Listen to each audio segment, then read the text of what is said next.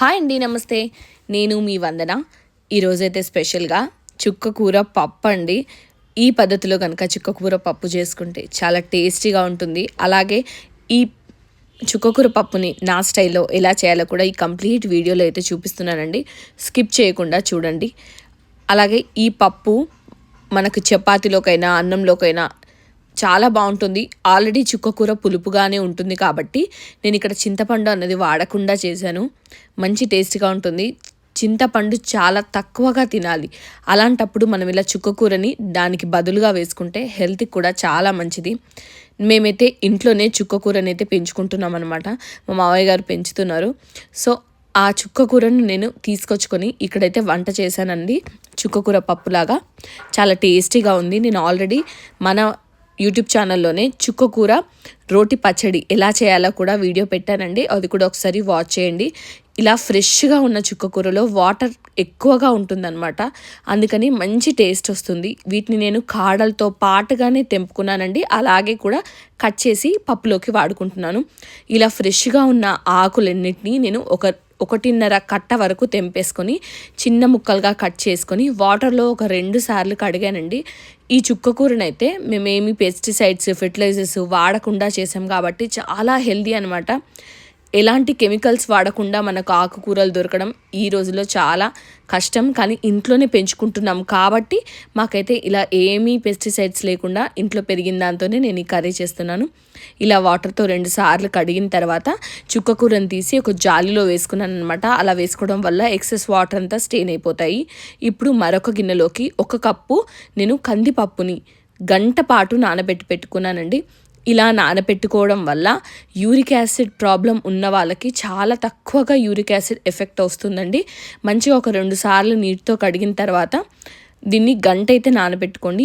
ఏ పప్పు అయినా కూడా నానబెడితే దాంట్లో యూరిక్ యాసిడ్ ప్రాబ్లం ఉన్న వాళ్ళకి ఎక్కువగా ఎఫెక్ట్స్ కాకుండా ఉంటాయన్నమాట. అలాగే పప్పు నార్మల్గా మీరు బయట ఉడకబెట్టుకుంటే దాని మీద వచ్చే నురుగ కూడా తీసేస్తే అలా కూడా బ్లోటింగ్ అన్నది లేకుండా ఉంటుందండి.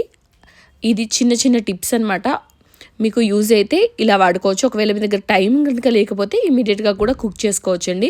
ఇలా 1 అవర్ అవి సోక్ అయిన తర్వాత చూసారా కన్సిస్టెన్సీ ఎంత చేంజ్ అయిందో. ఇప్పుడు మళ్ళీ ఒకసారి కడిగి నేను దాన్ని కుక్కర్లో వేసుకుంటున్నానండి. కుక్కర్లో వేసేసుకొని అంతా ఇప్పుడు వీటిలోకి నెక్స్ట్ ఐటమ్స్ అన్నీ యాడ్ చేస్తున్నానండి. ఒకదాని తర్వాత ఒకటి. నేను ఇక్కడ ఫస్టే చుక్కకూరను దీంట్లో వేయట్లేదు.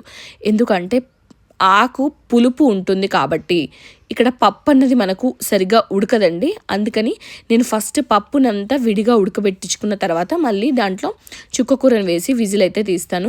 దీంట్లోకి నేను వెల్లుల్లి రెబ్బలు ఒక 7-8, అలాగే ఒక 4-5 పచ్చిమిరపకాయలు, ఒక మీడియం సైజు టమాటో, కొద్దిగా కరివేపాకు వేసేసుకొని దీంట్లో అయితే నేను ఇక్కడ వాటర్ అయితే యాడ్ చేసుకుంటున్నానండి. పప్పు ఉడకడానికి సరిపడంత వాటర్ని యాడ్ చేసేసుకుంటున్నాను. అలాగే కొద్దిగా పసుపు కూడా మీరు ఇక్కడ యాడ్ చేసేసుకోవచ్చు. ఇది ఆప్షనల్ అండి. ఎలాగ మనం తాలింపు వేసేటప్పుడు కూడా పసుపు వేస్తాము కాబట్టి ఇక్కడ వేయడం వేయకపోవడం అన్నది కంప్లీట్గా ఆప్షనల్. ఇప్పుడు దీన్ని నేను మీడియం ఫ్లేమ్లో 3 విజిల్స్ వచ్చేలాగా ఉడికించుకుంటున్నానండి. నేను ఇక్కడ పప్పుని చాలా మెత్తగా ఉడికించుకుంటున్నాను. మీరు కొంతమందికి పలుకులాగా నచ్చుతుంది. అలా పలుకుగా కావాలనుకున్న వాళ్ళు 2 విజిల్స్ వరకు తీసేసుకొని తర్వాత ఆఫ్ చేసేసుకుంటే సరిపోతుందండి. నేను ఇక్కడ 3 విజిల్స్ తీసిన తర్వాత దాంట్లో ఎయిర్ అంతా వెళ్ళిపోయిన వరకు వెయిట్ చేసేసి తర్వాత ఇలా కొద్దిగా ఎయిర్ ఉన్న దగ్గర తీసానండి. తర్వాత తీసి మూత అయితే ఓపెన్ చేసేసాను.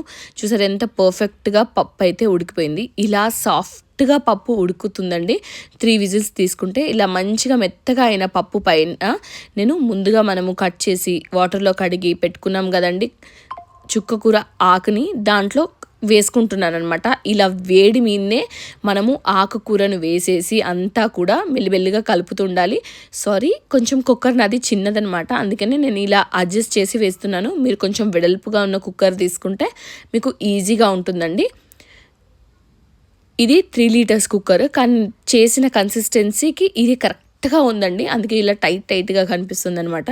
సో కొద్దిగా నేను ఆకు వేస్తూ కలుపుతూ అలాగే మూత పెట్టి లో ఫ్లేమ్ మీద ఒక్కటే విజిల్ రానిచ్చానండి. అసలు విజిల్ రాకపోయినా కూడా ఒక మూత పెట్టి ఒక 10 నిమిషాలు అలాగే ఉంచేస్తే ఆకు ఈజీగా మగ్గిపోతుందండి.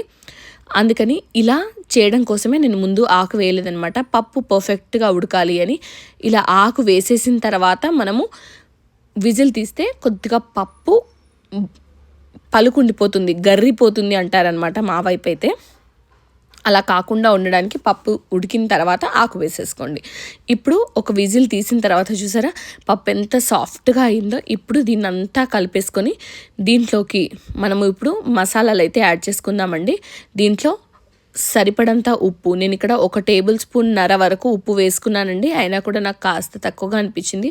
సో నేను మళ్ళీ కూడా ఇక్కడ వేసేసుకుంటున్నాను. ఇలా ఉప్పు వేసేసుకున్న తర్వాత దీంట్లోకి కారాన్ని కూడా యాడ్ చేసుకుంటున్నానండి. ఆల్రెడీ నేను ఇక్కడ పచ్చిమిరపకాయలు వేశాను, అందుకనే కారం మాత్రం 1 టేబుల్ స్పూన్ వరకు మాత్రమే వేసుకుంటున్నాను. అలాగే కొద్దిగా జీలకర్ర పొడిని కూడా ఇందులో యాడ్ చేసుకుంటున్నానండి, మంచి ఫ్లేవర్ వస్తుంది. అలాగే ఒక 1/2 టేబుల్ స్పూన్ ధనియాల పొడిని యాడ్ చేసేసుకొని అంతా కలిపేసుకుంటున్నానండి.